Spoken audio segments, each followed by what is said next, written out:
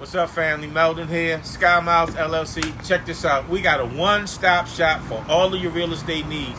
If you need a rehab of property, we got you. If you need a wholesaler property, we got you. If you need just a renovation, we got you. And we even got you on teaching you and mentoring you how to get into the real estate game. We also have tenant placement. We got you. Any part of the real estate game, we got you right now. Check us out, skymilesllc.com. Check us out on the Real Estate Podcast as well. Peace.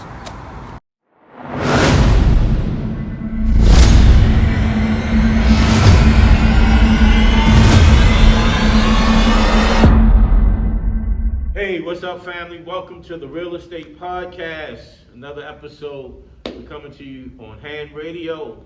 Please check us out every Monday at 6. I'm your co-host, Meldon Dickens, and here is Al Davis. We're great to be here with you. I'm excited to be here with you guys one more time for the latest episode.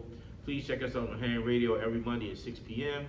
Please check us out on Facebook, LinkedIn, and the Real Estate Podcast. YouTube, please like and subscribe to Real Estate Podcast, and also Instagram. Instagram is state_podcast. They're all our social media handles. Please like and subscribe, check us out. And let's just get right to the show, Al. Mm-hmm.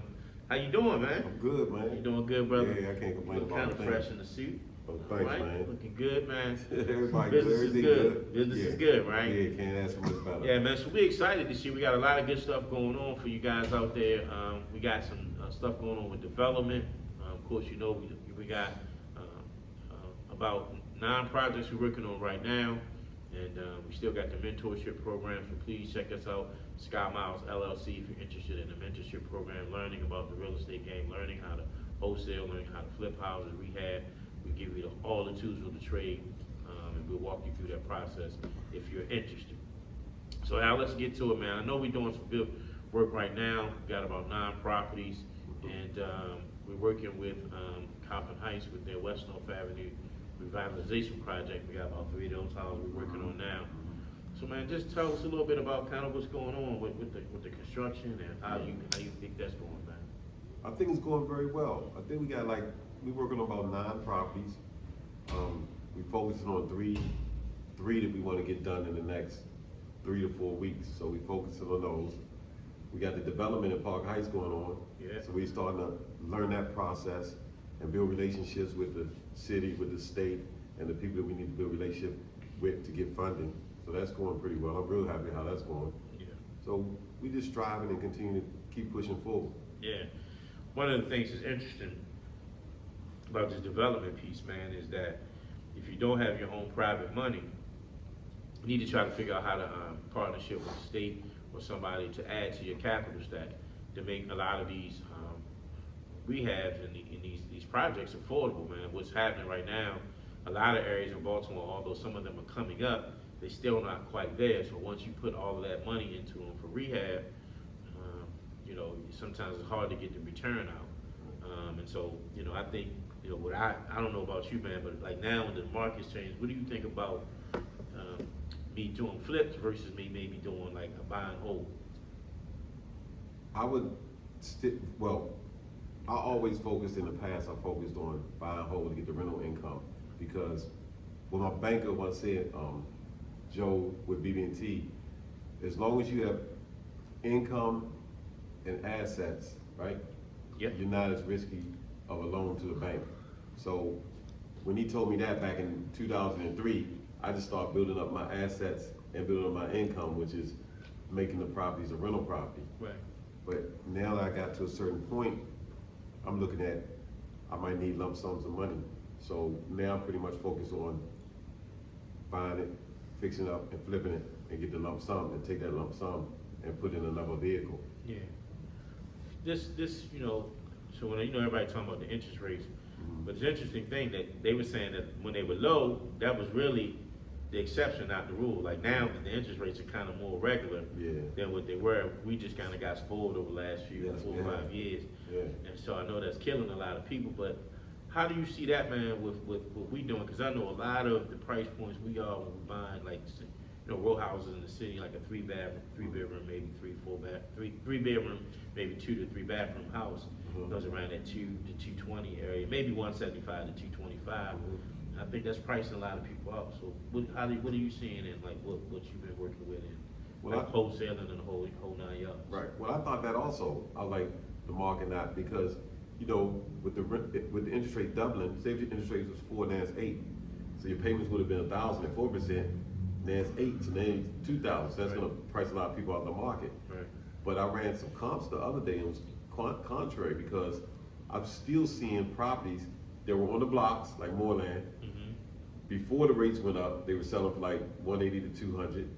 But now I just ran comps the other day, they still selling for 200 to 220. Wow. So there's still a market and you can still sell the houses Right. on the same block that you were selling them when the interest rate was lower. So those people just have to make a little bit more money, have earning power. Now, they staying on the market the same amount of days? Or they, Like 30 days, yeah. That's good. That's not Yeah. bad. That's Nah, not so it's not as bad as everyone were thinking, because houses still selling. bad.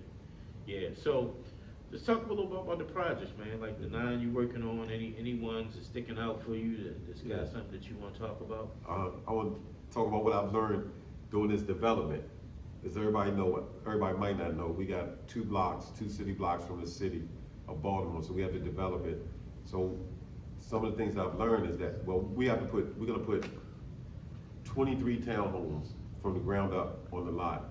So the things I've learned is you have to, the price, what it's gonna cost to do the development is way more than what you would make from the project. Right. So we have to build relationships with the city, and we're gonna have some subsidies to subsidize the project in order to make the numbers work. Right. So I learned that. I also learned how to go to network. I never went to like network meetings where you go meet people and network and get to know people.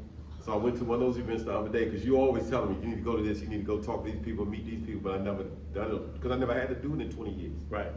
So I went the other day, I met the guy for the state, to give Okay. out the grants for the state. Okay. I met another guy with Enterprise to give out the money Mm-hmm. with the organizations. And I met the people that run the community organizations to give out the grants. I met the senators Yeah, who okay. give the grant, to give the grant money to the different community organizations who Yeah. disperse it to the developers. Yeah.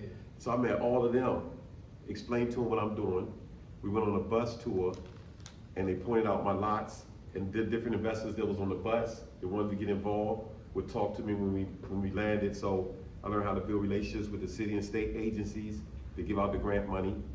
I'm learning how to write grants, or I'm learning how to get to know people who write grants, right? Yeah. And how to find the grants. Yeah. So that's exciting to me. I never Shift, did that. yeah. Yeah, I never did that before. Man, it's like, and that's why I've been like, man, come on, we gotta go to this. I know it's like, but I think, sometimes it's just sometimes what I've seen is like, you take something else new in, and then you can take and put your own spin on it. Right.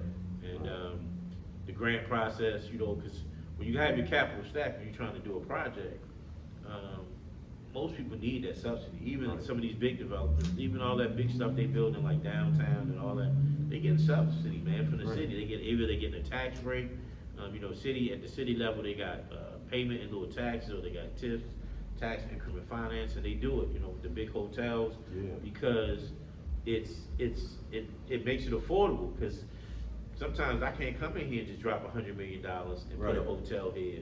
Right. It don't, my return not gonna be that, but if you give me a tax break, Right. then Yeah, I can it's save that affordable. money for taxes and put it back into the loan and work it out that kind of way. Like for instance, the building we in now is a LIHTC project, low income tax credit. So Mhm. basically they give you tax credits to build the project to offset the cost. It's gonna be negative to build it, right? Because the rents in this area don't demand, the AMI doesn't demand the kind of rents you would need to pay off, Right. offset the debt. So. Right. Yeah, so that's man. I know that's exciting Yeah, for you, it's man. exciting to me. I'm glad you go on to that stuff, man, because it's gonna be a game changer for Uh-huh. the development piece, man. It's gonna be a game changer, man, and you'd be surprised how many people want to invest. I was at a barbershop, met a guy yesterday, got a trucking company.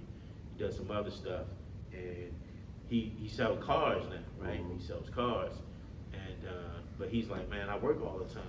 But I know a lot of people that make good money and they would love to invest in like the house and stuff. So you got my information. I was actually there for another event, Right. talking. So that's I think that's important, man, because these times in which we live in, and I think about Baltimore, and you probably are an expert on DC since that's where you're from. You know, we look at DC now, and we can't afford nothing there. Right, It's like right. a Prices shell are is high. like $350,000, $400,000. Yeah, price is really high. And, you know, you talking some houses, you know, depending on if you're not northeast, maybe 100, well, not I mean, excuse me, 900 to almost $1 million, Right. 1.2, whatever. Yeah. So, that's just crazy, unaffordable, right? But I think Baltimore is gonna be the next wave, I believe because so. we only 35 minutes to ride down and get ready to do this infrastructure with the train. So I'm encouraging people, even if you ain't ready to do a rehab, buy some property, buy you a shell, hold on to it, board it up, keep it safe, Yeah. until you get ready to do the rehab, or you get your finances together, because now's the opportunity to use to do it. Yeah, and it's so exciting. It's exciting to me because it's something new, right? Right. And I'm meeting a lot of new people, right? And I mean the people that I really need to know. But I realize you drive by buildings and see people building those big apartment buildings. I'm sorry, I'm so excited I keep hitting the mic. And I'll be like, how the fuck they get the money to buy that? You know what I'm saying? That's why I used to be like, how you build that, like the building that you got right here. Right. Like, where they get the money to buy that? Yeah. You know what I mean? So now I see, Right. right. But now, and grants. Yeah. And subsidies, Grants right? is And low yeah, and tax yeah, credits. Yeah. So I'm just gonna make it simple for the people. So say if it costs you $20 million to build a building, you could probably get tax credits, grants, and everything, and subsidies for maybe $15 million. So then you really only coming out your pocket with $5 million to build a 70-unit building. I don't know if you're getting that much grant, but yeah. Well, okay. I'm just generalizing it. Yeah, you're right. I mean, you're right. So say if you get $15 million You get in this- subsidies. I need that grant. Right, but I'm just giving an idea, Yeah, like I a got roundabout you. I got generalizing. you. Yeah. So say if you get $15 million, well, you get $10 million out of the $20 million. So now you got a mortgage for $10 million, but you got a 70 unit, which is bringing way more than enough money to pay for the mortgage on a $10 million building, right? Right. So that's how, and then it hit me like, dang, that's how the people been getting the money all these years. And I just look at them like, how could I possibly build a skyscraper? Now I see how I can build a skyscraper. So now I don't have to, I'm not knocking what I've been doing for 20 years, right? Because it got me, Process. right, it got me where I was. So there's a gradual, whatever they call it when you graduate, right? So now I'm just looking at, why would I ever stop doing development? Why would I keep doing developments and building big buildings instead of going back to the onesies and twosies, which that's what feeds you, the ones and twosies. Because these big buildings take 2-3 years, right? Oh yeah, could be longer, depending on, you know, if you gotta deal with city stuff, permitting, codes, I mean, you know, so when you're doing building something from the ground up, it's different, because then that means you gotta do soil testing. Right. I'm You doing that gotta now. do geothermal surveys. Yeah. You know, it's a lot to that, because you gotta make sure, like, you're gonna put people on top of that living there. So Right. is the soil, is there something bad in the soil? Like, if you build a house, say, on a place where they was dumping, and there's some Right. chemical, They some come stuff up in the to ground, the- right?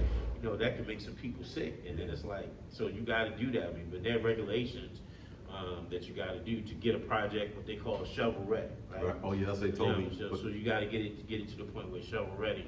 So, yeah, that's the goal, but I mean, there's a lot of money that you go into that. That's the pre-development stuff. Yeah, that's what we paying Which for can now. cost you several, sometimes depending on your project, that could cost you a couple $1 million just to do pre-development. Right. And then you got everything ready, and then you gotta shop it around. too, Right, like, then you go try to your get the money, fence. but you got to come out, Yeah. and that's what we doing there. Like, I never knew how much architect drawings. Like, I just had to pay all that money, man. So then the survey, I didn't know a survey cost that much, and the renderings. When people see the drawings Yep. and stuff, it's stuff like $15,000 for one drawing. Yeah. So I'm excited. I'm excited about what I'm learning now, right? Like, I know all that stuff to do the houses. But the blessing in that is, there's ways that you can put that pre-development cost back into your loan and get your money back for that. Right, so that's what I'm So in going other for. words, you can pay yourself the pre-development cost. Okay. Because you paid that money for your surveyor, you paid your architect, you paid your people to do your renders, you paid for the geothermal survey and all that other stuff, Right, the right. soil testing. So you can recoup that money, as that's considered part of your pre-development cost, Okay. right? Because you did permitting and all that other stuff. So So that's what I'm learning And, now. you know, in cities I think are much more regulated um, than counties or some of your rural areas. Simply because you got the density of the people and all of that. So, Right. what about, man? So, what about the houses, the ones that feed you, though? Like, what Yeah. you got going good, man, that you're working Well, on? well, you know, we gotta keep doing it the wholesale, right? Because that's basically what keep you eating, right? So we doing the property, we doing one down here in 2798, which we got held up because of the permit situation. The city is really holding us up. Between the city and BG&E, Yeah. I don't really want to talk negative about anybody, but like BG&E's been holding us up. The city permit process, right? Yeah, you're right. I think BG&E, because I think a lot of that stuff they outsourcing, Yeah. the contractors. So it's not, once it goes to them, they send it to a contractor, and the contractor comes out to your house and to check your server stuff. I'm not making excuses, but I know that's just the process now. A lot of people outsourcing stuff, and then the city, man, I just think they don't have the staff. I think a lot of their quality inspectors and all have retired. Yeah. And then I think still coming out of the pandemic, man, it's just, you know, a system that's kind of backed up, you know what I mean? Because I know a lot of stuff when we were buying houses was backed up, it was taking long, even though they was doing virtual closing.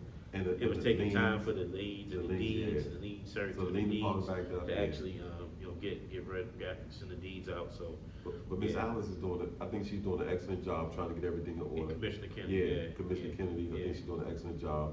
I think they're trying, the young lady, I met the young lady in the lien department, I think she's doing an excellent job trying to get everything in Yeah. order, back running good there, so. It's a process, man. I Yeah. think it takes time. You know, you have those, you know, systems that were in place, and then now you get some new energy, new blood in there. So, you know, I think we got some good partnerships with folks in the city as well. Yeah. You know, we've had Ms. Teresa Stevens on and others. Yeah, I love her. And I love been Teresa. on to help give us some guidance on the different projects. So, what about the mentorship program? Kind of what's going on? That's going with the good. students, man? We got 2 students now.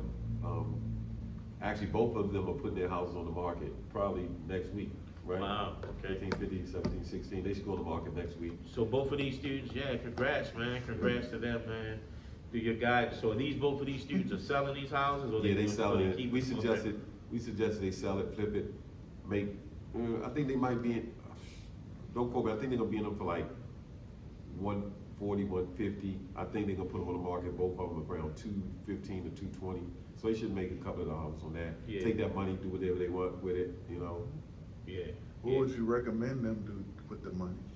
What I recommend them to do with the money is start accumulating assets and income, which means basically buy some rental properties. Okay. So if they can start doing that and make themselves valuable to the banks, so when they can go to the banks and be like, let me leverage my properties to access some funds. Right. So they go to the bank and say, hold my properties as collateral and give me some money on my property so I can have some working capital to keep flipping houses.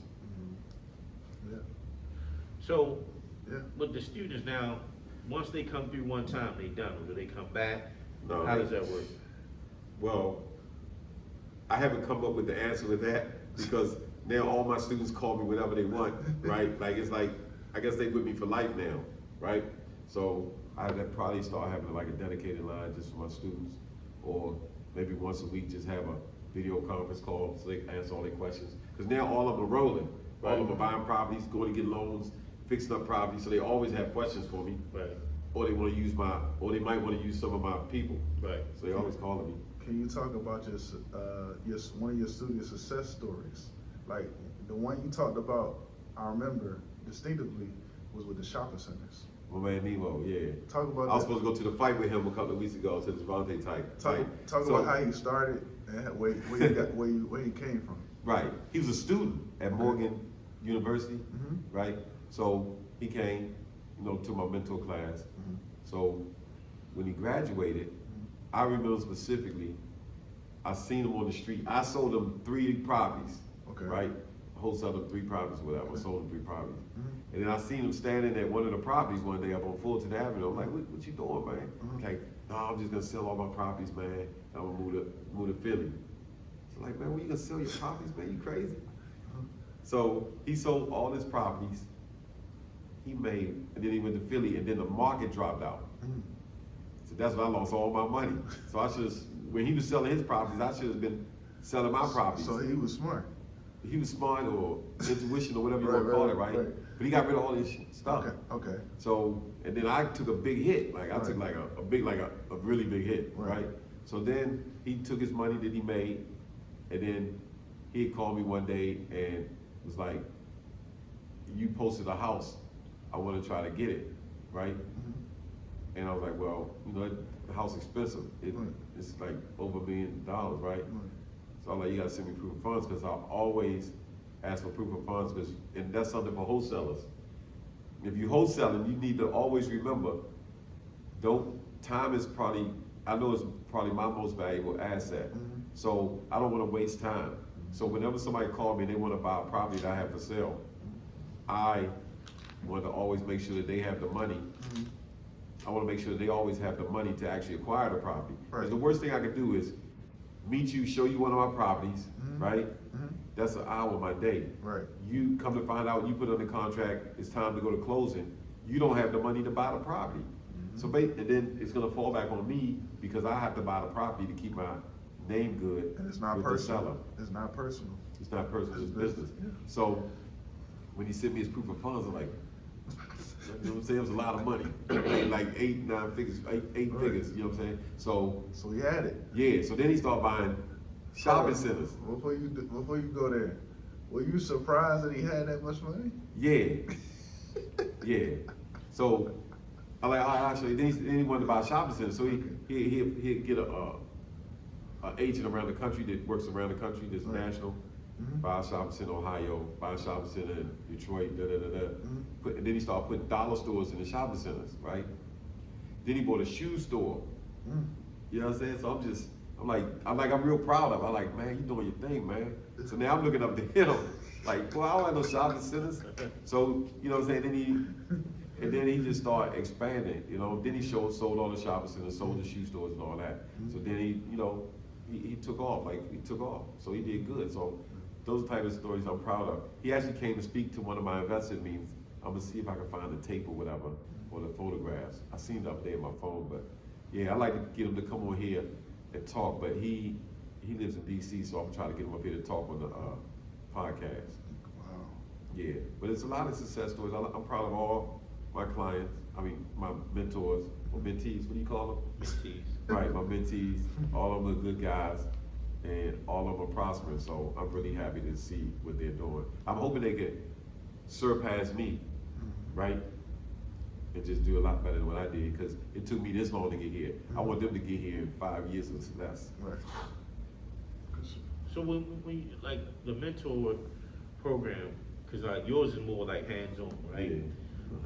So you do a little, book stuff, but a lot of stuff is like actually getting in the truck or the car, going to the properties, walking through the properties, taking a look at the properties, going to the hardware store, the supply store, Yeah. looking at the materials you're gonna put in the house, talking actually with the crews, with the contractors.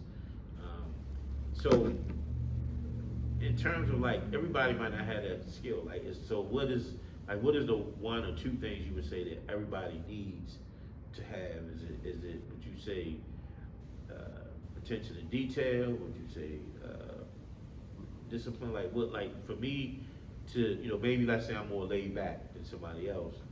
So what would I need to do to kind of get into that piece of like, I got a crew. I'm really project managing. Right. A rehab. Well, the way I look at it is, with all my mentees, I just want to make like mini me's or duplicate myself, right? So I want to show them everything that I do on a daily basis. So what I do, I meet with them once a week. You can jump in my car, or you can meet me at one of the properties. And then you see exactly what I do every day. Go to Home Depot, go to the houses, make sure they got everything they need, make sure they're doing the drywall, they got the corner beads, make sure they're doing the floor right, make sure they got the baseboards, they got the trim, make sure they put the plumbing right. So I show them all that, and I introduce them to all my crews. And each one of my crew members pretty much explain to them what they're doing and how it's supposed to be done the correct way. And if they want to meet me when the inspectors come, they can ask the inspectors whatever questions. They can ask our plumber whatever questions. carpenters would have a question, electrician would have a question, and our HVAC guy, they can ask whatever question they want. And we wanna make sure they understand from A to Z, first, how to find a good deal, how to find the money for the good deal, how to examine it to make sure it is a good deal. So you gotta run the comps, you gotta go in to see how much work it needs, how much work the property needs, and then you gotta say, okay, how much money do I need to acquire and fix this up? How do I go get the money? Who do I talk to go get the money? What do I say to them, right? What do I say to these lenders? Right. What do I need to go to closing? How does it work when I go to closing to the title company? So how does the title company work? So we teach them that. We teach them how to talk to the lenders, what to say to the lenders, and what the lenders want to hear, so they know what to say to the lenders. And we also tell them, once they get the property, how the process works. We also say, there's a specific order that you have to go each house, right? You gotta pull the permits, you gotta do the roof, do the demo, right? Go in and start the framing, do the plumbing, the HVAC, the electric, get all that done. Then you gotta put the insulation in. Right. Then you gotta get a framing inspection. Then you gotta close it in with the drywall, Yeah. right? Mud. Then you got mud, tape, and sand. Then you gotta paint, do the floors, baseboards, put the vanities in, put the cabinets in, put the sinks in, put the light fixtures in, put the light cover switches, plates on, You right? giving them too much. You giving them too much. So it's a lot of stuff you have to do. So we basically walk them through it. What I'm trying to say is, we got to make sure that our mentees know every phase of it. So I don't want to spend the same amount of time with them on their next house, because our mentor program is only 60 days. So I got to show them all that in 60 days and make sure they can go get the next house and just call me every now and then instead of me going through the same stuff on the next one. So I try to teach them as much as possible. Do you the first time. partner with like some of your mentees? Like, would it be feasible? I've gone through the process, but I'm saying, okay, I want to get a property, but maybe I don't want to invest.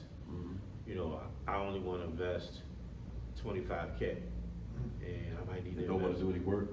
Well, I mean, not that I don't want to do any work, but I might only have $25K Right. at this particular time, but I still want to get a property. Is that Yeah. an option that like Yeah, that's to an option. do? You can get a like, property. you could do. So can we? And also, do you teach them crowdfunding, right?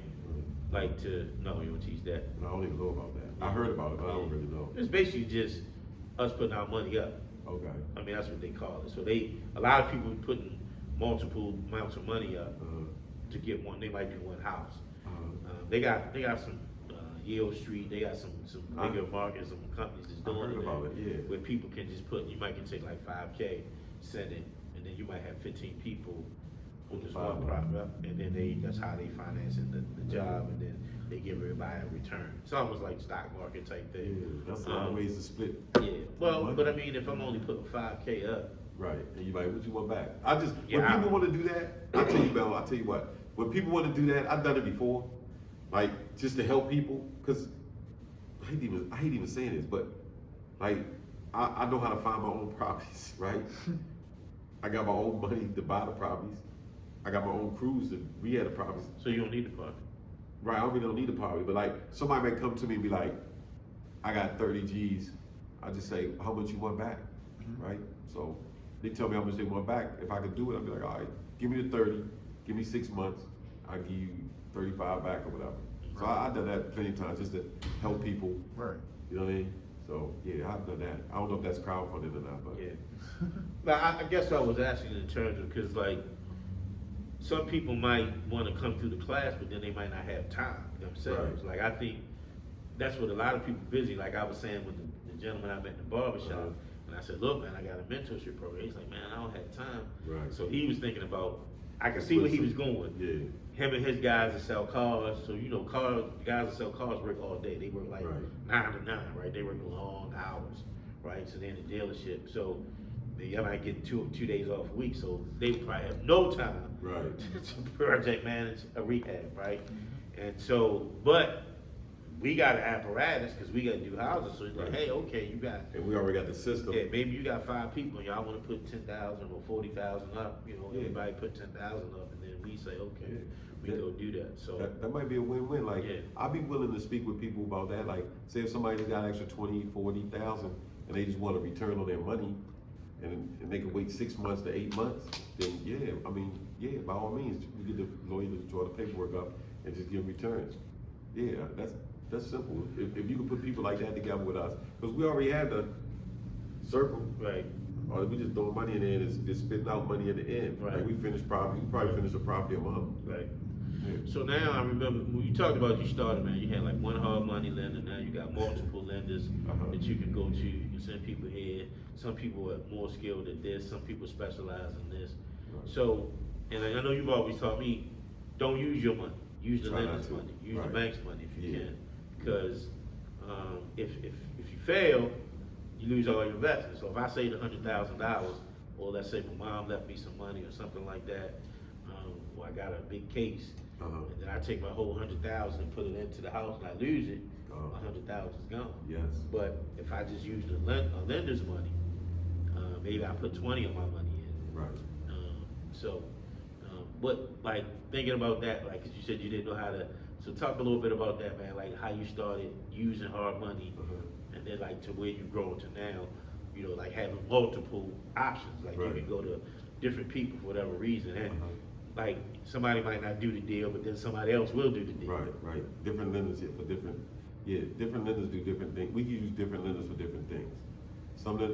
I might call a lender, he might not want to do this house. Then I'll call my other guy, he say, I'll do it, right?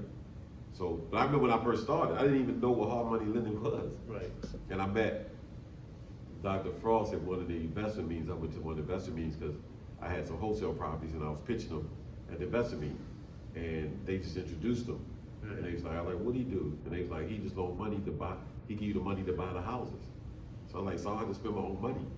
So then I would introduce myself to him and I told him I wanted to buy this house. He actually gave me 80% of what I was buying the house for. So back then I was getting a house for like anywhere from $5,000 to $20,000. Right. So I only had to put like 20% of $20,000 down. And then he gave me all the money to do the rehab. Yeah. So I just built a relationship with him. Every time I see a house, you can escalate it. Right. So now I'm like, oh shoot, if I could just put $10,000 down a house, if you got a couple of dollars, you can just keep buying houses if you see good deals. So it gave me the opportunity to buy more houses, buy more deals. So once you start building a relationship with him, then he trusts you, and he see that you can finish the house, refinance the house, or even sell the house and give him his money back. Then you're a good risk to him, right? And that's how they make money, because the interest that they charge you.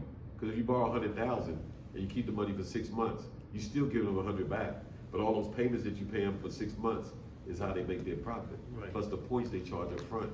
That's how they make their money. So you like a good investment to them if you're gonna finish the house and pay them off. So, hard money, right? I hear some people say negative stuff about it. Okay. In Yeah. terms of, man, the points are too much, and Yeah. they get antsy if their project goes over, say, 6 months. Okay. If the project goes over 8 months. If Okay. the project goes, and God forbid, it's 10 months Right. to a year. I mean, we had a project, it was terrible, it was the BGA piece, right? Yeah, It was, BGA. and the house that sat dormant, went from a 2-unit, they were gonna make it a 2-unit, single family, all of that. I'm not putting, the investor's business out there, but it just took almost a year to get that project done. Yeah. And they were paying a hard money loan all that time, and then Right. one of the investors did put a lot of his own money into it, because he Right. prefers to do it that way. Right. But so what's your take on that, man? Like, because the project that may cost, it only take 4 months, could be an 8-month project Yeah. for no control of your own. So that's 4 Right. extra payments, right, that you're making. And let's say you're making a $2,000 payment. So that's $8 grand more that you didn't necessarily account for in your budget that's coming out of your profit. Right. So you always have to take that into consideration. Right now, I tell everybody, when they ask me how long it's gonna take, even if the house don't have a roof, I'm telling them it's gonna be a minimum of 6 months. So you always gotta put that in your budget. I'm gonna have 6 months worth of payment. Just, sometimes they go over, like with the BG&E stuff, BG&E could delay you 60 days, 90 days. So I always tell people it's gonna take us 60 days minimum to get a house done. So you gotta look at paying those payments every 60 days now. Some hard money lenders, and it's personality, it's relationships, personalities that you have to deal with hard money lenders, just like with anything else. Right. Right? I argue with my hard money lenders. And then sometimes they don't see things the way I see it, right? Like the other day, I'm like, when I never paid you a loan over 20 years. Well, I don't like the area. So I gotta try to convince him that the area is Up and coming. up and coming. Because they don't get out and look at the house. They don't see the stuff like we see it. Right. And then sometimes I convince them, sometimes I don't. Yeah. You know, so then I go to the next lender. See, that's good, because you can kind of play lenders off of each other, I guess, and use, compare rates. What you think is a good rate, man? What's some good terms? For hard money, I think if you get, Jeff probably give me, well, I don't want to say no names, but I could probably, my best rate would probably be 9 and 2, right? But that's hard to get. So the average is probably 12% and 4 points. Wow. If you get 6 10 and months? 3, yeah, for 6 months or a year. And then if you go over a year, you gotta give them another point or 2 to buy another 6 months or whatever. But if you can get 10% and 3 points, that's a good loan. But it's not a long-term loan. You gotta get in there and bang that house out. Right. Which means, 6 to 8 months, maybe max. right, but you gotta go in there and try to bang that house out as quick as possible. But that means you gotta have a crew that's capable of banging the house out as quick as possible. And then everything got to fall in place. Your BGD have to fall in place, your permits have to fall in place, your crew gotta be Hopefully in there's line. no structural damage or nothing like that you didn't foresee. Exactly, that means you Yeah. got to know what you're looking at. So you gotta know exactly what that house needs. If you overlook one thing, like a main sewer line, we gotta dig up the ground, it's gonna cost you time. Especially if you find it out after you put the floor in and the drywall in, and you gotta take all the plumbing out the wall. That's why we just replace everything. Yeah, You don't have to worry about that. yeah. So if everything goes according to plan, you should be okay, but always plan for setbacks. So, all right, I'm your student. I'm just giving you a scenario. I'm your student. Uh-huh. And you taking me through one house, my first house with you, right? I've gone Okay. through the process. I learned from you. I've done the 60-day class. Boom. I got that. Now I got my money. I got a house. Hard money. Got my loan. I go through my first project, right? Okay. How long does it take me before I don't need you? Man. And I'm not, or do I ever or not? See, that's because you said it earlier, they Right. still call. Yeah, they still call. So, because my thought is, if I'm not a professional, so you got 20 years in. So, I got maybe 4.5 years in. But I still lean on you, I lean on the contractors, I lean on other people for stuff, right? My point is this. How do you, like, there's no, I get away from my mentees. well, no, not, but I guess what I'm saying is to a person, how do you know you're ready to do this on your own? Like, because even if you do one house successfully, they had you kind of. Now, the example you gave about the brother Nemo, well, he kind of branched off into some other stuff. Yeah, yeah. He got his houses, 4 or 5 properties. He Yeah. sold them, made him some money, did some other investing, made some more money, and then he was able to Right. get into something else, shopping centers, and do different, diversify what he was doing, right? Right. But a person who's just out here at this rehab piece, at this turnkey piece, so I'm gonna do some flips, right? Right. How do I, cause my thought is, man, even if I did 4 houses or 5 houses, that don't make me an expert. No, You know, because you don't see, every house is different, and you see, Right. So what's your thoughts on it? Well, my thing is, you're always gonna be learning. Even, no matter what your profession is, you're gonna still always be learning. Well, you should be always learning. But to go back to your previous question that I don't think I answered, if you wanna duplicate me, I think some of the skills or some of the talents or whatever you have to have is a good work ethic, right? Because if you don't have a good work ethic, none of this is gonna work, right? Because this game is very simple. It's a real simple game. It's just a lot of hard work. Right. And what I do is simple. I just buy a house, close on it, fix it up, sell it. That's a simple process. But in between that, it's a lot of hard work. A So lot of steps. yeah, if you don't have the work ethic, if you don't have the work ethic and if you don't have the ability to build relationships, and if you don't have the discipline to stick to it, then those 3 things, it's never gonna work. Or if you're a dishonest type person, right? Those 4 things, I think I try to get a grasp of whether my mentees have those different things. So I wanna learn, Okay. I got it, right? Uh-huh. But I don't have the time to dedicate like you do. I got a full-time job. I'm running a Right. corporation. I'm teaching school, Right. right? But I got capital. Uh-huh. So then how could I Then- get in the game? How And could this, I work? this is what you and I have to sit down and talk about. If you have those type of people out there that don't have the time to take the mentor class, then talk about putting something together where those people can contribute, and we just give them a return on their money. So like when people come to me like, all right, Al, if I give you 20, like, all right, well, how much you want back off the 20? If it's reasonable, I'll be like, all right, give me the 20. Do the paperwork, get my lawyer do the paperwork, whatever, and then when I sell the house, then you can get X amount of dollars back. That's simple. So if there's people out there that's like that, then we need to start entertaining that, because we already got our process down pat. Okay. Right? So, okay, there's plenty of people out here like that. So then the question is, what's the return? Because people want percentages. They don't necessarily want a dollar. So if you say I'm giving you 20, if I'm giving you $20, that's because that's the number you pick. Right. 5,000 in 6 months ain't that sexy to me. But I'm just saying me. I mean, I can do some other things with my 20, and I think I can make 5K in 6 months. You know what I'm saying? But Like what? I don't know. Okay. But this is the thing. I don't know. But here's the thing. If you look at the stock market, where people put the millions and millions of dollars in stock market, right? I know people that got their money in the stock market. If I gave them 8% on their money, they would be so happy. You know what I'm saying? The average person in the stock market not making 8%. So they'd take $1 million. I know people that will give me $1 million and put it up with me if I guarantee them 8 to 10%. That's a great interest rate on your money. Well, that's $1 million. Yeah, but 8% is 8%. You know what I'm saying? But, Okay, I got you. But I got you in perpetuity, yeah. But Uh-huh. but if I have 20, right? okay, we got 20. And I need my 20. Right. Not need my 20, but if I lose my 20, not that I'm gonna It be ain't gonna homeless. hurt you, right, right. But it's not like I'm already $1 million. Like a person who has $1 billion to put up, they pretty well off, right? Okay, At yeah. least probably with credit, you know, even if they lost that $1 million, they probably got some decent credit, they got some assets, right? But you know, that person who may not have $1 million, I got 20, right? So Right. then I need to hit a single. I need to get on base with this 20. And so I'm just saying 5,000 in 6 What months. you want to double it? I'm trying to figure out what you're trying to get to. No. I'm asking with the percentage, and the reason why I'm asking is Uh-huh. because I'm thinking about creating a business model. Okay, Right? that's a good idea. That we can say, okay, look, I can guarantee you 8% on your money, whatever it is. Okay. Whether it's 20,000, maybe it's a $10,000 minimum. Let's say Okay. 10 to 20.